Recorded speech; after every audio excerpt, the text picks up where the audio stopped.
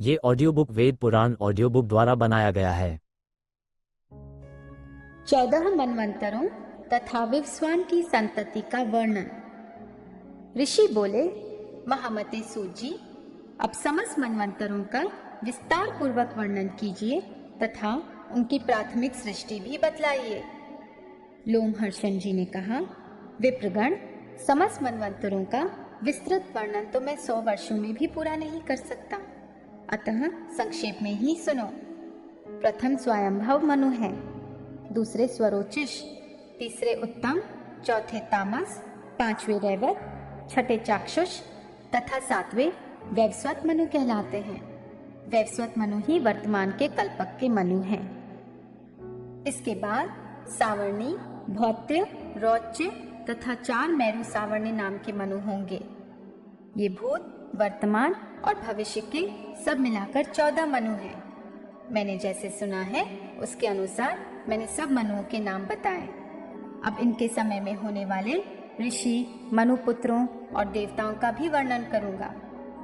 मरीचि, अत्रि, अंगिरा, पुलह, क्रतु, पुलसत्य तथा वशिष्ठ, ये 7 ब्रह्मा जी के पुत्र उत्तर दिशा में स्थित हैं, जो स्वयंभव मनवंतर के सप्तर्षि हैं। अग्निद्र, अग्निबाहु, मेध्य, मेधातिथि, वसु, ज्योतिष्मान, घुतिमान, हव्य, सबल और पुत्र, ये 10 स्वयंभव मनु के महाबली पुत्र थे। विप्रगण, यह प्रथम मनवंतर बतलाया गया है। स्वरोचिष मनवंतर में प्राण, बृहस्पति, दत्तात्रेय, अत्रि, च्वयन, वायुप्रोक्त तथा महाव्रत, ये 7 सप्तर्षि थे। तुषित नाम वाले देवता थे और हविघ्न, सकृति, ज्योति, आप, मूर्ति, प्रतीक, नभस्य, नभ तथा ऊर्ज, ये महात्मा स्वरोचिष मनु के पुत्र बताए गए हैं, जो महान, बलवान और पराक्रमी थे। यह द्वितीय मनवंतर का वर्णन हुआ। अब तीसरा मनवंतर बतलाया जाता है, सो सुनो। वशिष्ठ के 7 पुत्र वासिष्ठ तथा हिरण्यगर्भ के तेजस्वी पुत्र थे। यही उत्तम मनवंतर के ऋषि थे। ईश, ऊर्ज, तनुर्ज, मधु, माधव, शुचि, शुक्र, सह, नभस्य तथा नभ, ये उत्तम मनु के पराक्रमी पुत्र थे। इस मनवंतर में भानु नाम वाले देवता थे। इस प्रकार तीसरा मनवंतर बताया गया है। अब चौथे का वर्णन करता हूँ। काव्य, पृथु, अग्नि, जुहु, धाता, कपिवान, अकपिवान, ये 7 उस समय के सप्तर्षि थे। सत्य नाम वाले देवता थे। घुति, तपस्य, सुतपा, तपोभूत, सनातन, तपोरति, अल्कमाश, तन्वी, धन्वी और परंतप, ये 10 तामस मनु के पुत्र कहे गए हैं। यह था चौथे मनवंतर का वर्णन। 5वां रैवत मनवंतर है। उसमें देवबाहु, यदुद्र, वेदशिरा, हिरण्यरोमा, पर्जन्य, सोमनंदन, ऊर्ध्वबाहु तथा अत्रि कुमार, सत्यनेत्र, ये सप्तर्षि थे। अभूतरजा और प्रकृति नाम वाले देवता थे। घृतिमान, अव्यक्त, युक्त, तत्वदर्शी, निरुत्सक, आरण्य, प्रकाश, निर्मोह, सत्यवाक और कृति, ये रैवत मनु के पुत्र थे। यह 5वां मनवंतर बताया गया है। अब छठे चाक्षुष मनवंतर का वर्णन करता हूँ, सो सुनो। उसमें भृग, नभ, विवस्वान, सुधामा, विरजा, अतिनामा और सहिष्णु, ये ही सप्तर्षि थे। लेख नाम वाले 5 देवता थे। नाडवलय नाम से प्रसिद्ध रुरु आदि चक्षु मनु के 10 पुत्र बतलाए गए हैं। यहाँ तक छठे मनवंतर का वर्णन हुआ। अब 7वें वैवस्वत मनवंतरण का वर्णन सुनो। अत्रि, वशिष्ठ, कश्यप, गौतम, भरद्वाज, विश्वामित्र तथा जमग्नि, ये सब वर्तमान मनवंतर में सप्तर्षि होकर आकाश में विराजमान है। साध्य, रुद्र, विश्वदेव, वसु, मरुद्गन, आदित्य और अश्विनी कुमार, ये इस वर्तमान मनवंतर के देवता माने गए हैं। वैवस्वत मनु के इक्ष्वाकु आदि 10 पुत्र हुए। ऊपर जिन महातेजस्वी महर्षियों के नाम बताए गए हैं, उन्हीं के पुत्र और पौत्र आदि संपूर्ण दिशाओं में फैले हुए हैं। प्रत्येक मनवंतर में धर्म की व्यवस्था तथा लोक रक्षा के लिए जो 7 सप्तर्षि रहते हैं, मनवंतर बीतने के बाद उनमें 4 महर्षि अपना कार्य पूरा करके रोग शोक से रहित ब्रह्मलोक में चले जाते हैं। तत्पश्चात दूसरे 4 तपस्वी आकर उनके स्थान की पूर्ति करते हैं।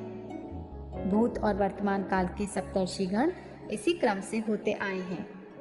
सावर्णी मनवंतर में होने वाले सप्तर्षि इस प्रकार हैं: परशुराम, व्यास, आत्रेय, भरद्वाज कुल में उत्पन्न द्रोण कुमार, अश्वत्थामा, गौतम वंशी शरद्वान, कौशिक कुल में उत्पन्न गालव तथा कश्यप नंदन और वैरी अधश्वरीवान, शमन, धृतिमान, वसु, अरिष्ट, अद्रष्ट, वाजी तथा सुमति ये भविष्य में सावर्णिक मनु के पुत्र होंगे। प्रातःकाल उठकर इनका नाम लेने से मनुष्य सुखी, यशस्वी तथा दीर्घायु होता है। भविष्य में होने वाले अन्य मनवंतरों का संक्षेप में वर्णन किया जाता है, सो सुनो। सावण नाम के 5 मनु होंगे। उनमें से एक तो सूर्य के पुत्र हैं और शेष 4 प्रजापति के पुत्र हैं। ये चारों मेरु गिरी के शिखर पर भारी तपस्या करने के कारण मेरु सावर्ण्य के नाम से विख्यात होंगे। ये दक्ष के देवते और प्रिया के पुत्र हैं। इन 5 मनुओं के अतिरिक्त भविष्य में रौच्य और भौत्य नाम के 2 मनु और होंगे। प्रजापति रुचि के पुत्र रौच्य कहे गए हैं। रुचि के दूसरे पुत्र जो भूति के गर्भ से उत्पन्न होंगे भौत्य मनु कहलाएंगे। इस कल्प में होने वाले ये 7 भावी मनु हैं। इन सब के द्वारा द्वीपों और नगर सहित संपूर्ण पृथ्वी का एक सहस्त्र युगों तक का पालन होगा। सत्ययुग, त्रेता आदि चारों युग 71 बार बीतकर जब कुछ अधिक काल हो जाए तब वह एक मनवंतर कहलाता है। इस प्रकार यह 14 मनु बतलाए जाते हैं। ये यश की वृद्धि करने वाले हैं। समस्त वेदों और पुराणों में भी इनका प्रभुत्व वर्णित है। ये प्रजाओं के पालक हैं। इनके यश का कीर्तन श्रेयस्कर है। मनवंतरों में कितने ही संहार हो जाते हैं और संहार के बाद कितनी ही सृष्टियां होती रहती हैं। इन सब का पूरा वर्णन सैकड़ों वर्षों में भी पूरा नहीं हो सकता। मनवंतरों के बाद जो संहार होता है उसमें तपस्या, ब्रह्मचर्य और शास्त्र ज्ञान से संपन्न कुछ देवता और सप्तर्षि शेष रह जाते हैं। 1000 चतुर्युग पूर्ण होने पर कल्प समाप्त हो जाता है। उस समय सूर्य की प्रचंड किरणों से समस्त प्राणी दग्ध हो जाते हैं। तब सब देवता आदित्य गणों के साथ ब्रह्मा जी को आगे करके सुरश्रेष्ठ भगवान नारायण में लीन हो जाते हैं। वे भगवान ही कल्प के अंत में पुनः सब भूतों की सृष्टि करते हैं। वे अव्यक्त सनातन देवता हैं। यह संपूर्ण जगत उन्हीं का है। मुनिवरों, अब मैं इस समय वर्तमान महातेजस्वी वैवस्वत मनु की सृष्टि का वर्णन करूंगा। महर्षि कश्यप से उनकी भार्या दक्ष कन्या अदिति के गर्भ से विवस्वान सूर्य का जन्म हुआ। विश्वकर्मा की पुत्री संज्ञा विवस्वान की पत्नी हुई। उसके गर्भ से सूर्य ने 3 संतानें उत्पन्न की, जिनमें एक कन्या और 2 पुत्र थे। सबसे पहले प्रजापति श्राद्धदेव, जिन्हें वैवस्वत मनु कहते हैं, उत्पन्न हुए। तत्पश्चात यम और यमुना ये जुड़वी संतानें हुई।